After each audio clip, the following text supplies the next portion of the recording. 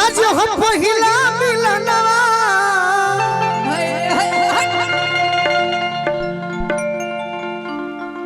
मिलल सजनी के सजनवा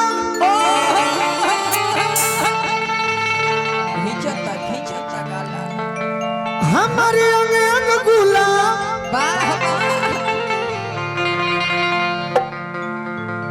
नियन खिलाल बदनवा भाई पैसा का तो हंस का तो डाकू लखा बुझा तक दे तोला रो तो सुनी सुनी भगवान अर्जुन बिहार मुखती आज राजा जी करे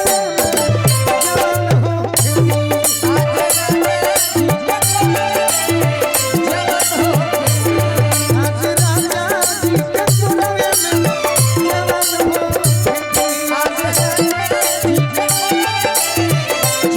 आज हम पहिला मिलनवा मिलल सजनी के सजना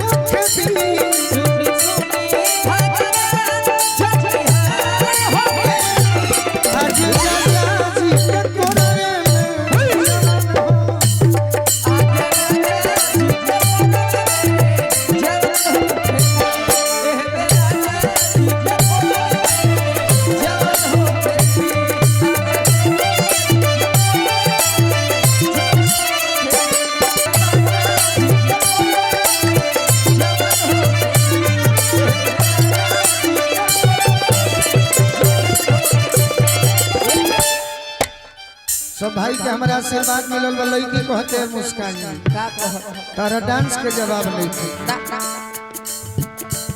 इतना ना पागल कोमर के बारे ना ना ना उतना मत जा आवाजियो देखो कहतिया राजा जी के ओठ जब सोती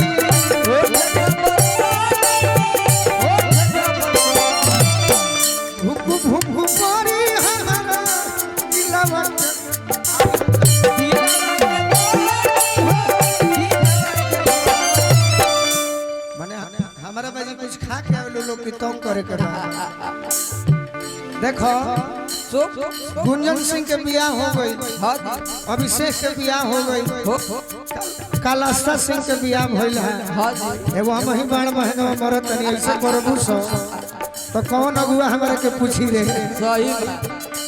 नो सता सती कृपया दूरी रखे हां बानी बानी हां जी राजा जी के ओठ जब सोती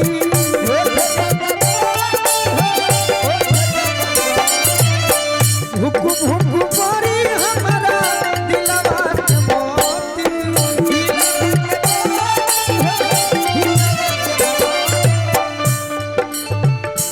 रात भर लभ के दरिया में रात भर लभ के दरिया में नहन होके दी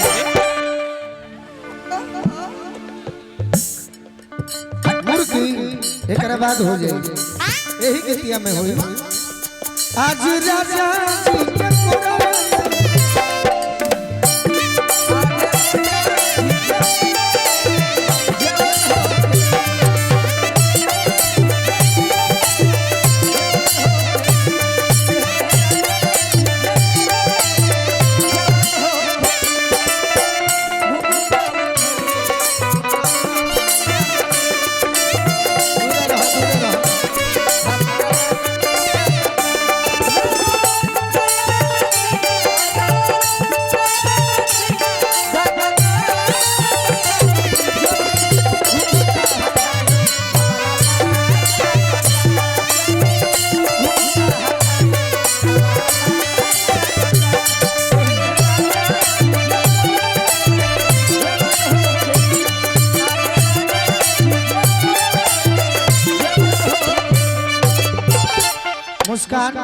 सीढ़िया के बगल में एगो भैया बैठल बड़े हाँ जी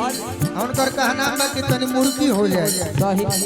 तारा ले मन तो मुर्गी मारे ले का हो ओढ़ा तोहरो लायक होई अरे हमारा मुर्गी कहाँ हम तो मुर्गी मारवाई ना सही तू मार के दिखाओ रोआ गनगनाई पिया तैयारी में हो जा तैयारी खड़े खड़े मुर्गी रहे रोआ गनगनाई पिया कोरा जब उठाई है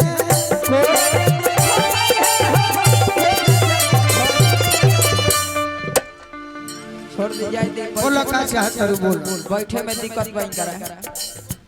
आप मारिए आपको यहाँ फरमाइश है सही बात है ना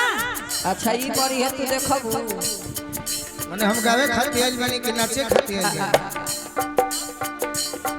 अब फैन हमारे गाने के ना कि मुर्गी के वो लोग मारवावत देखले बा मारत नहीं खेले तू मरी है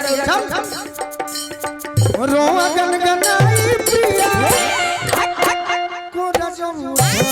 है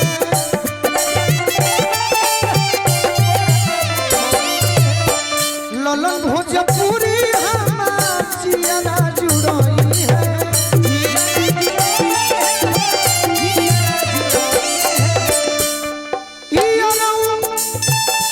गोलू राजा के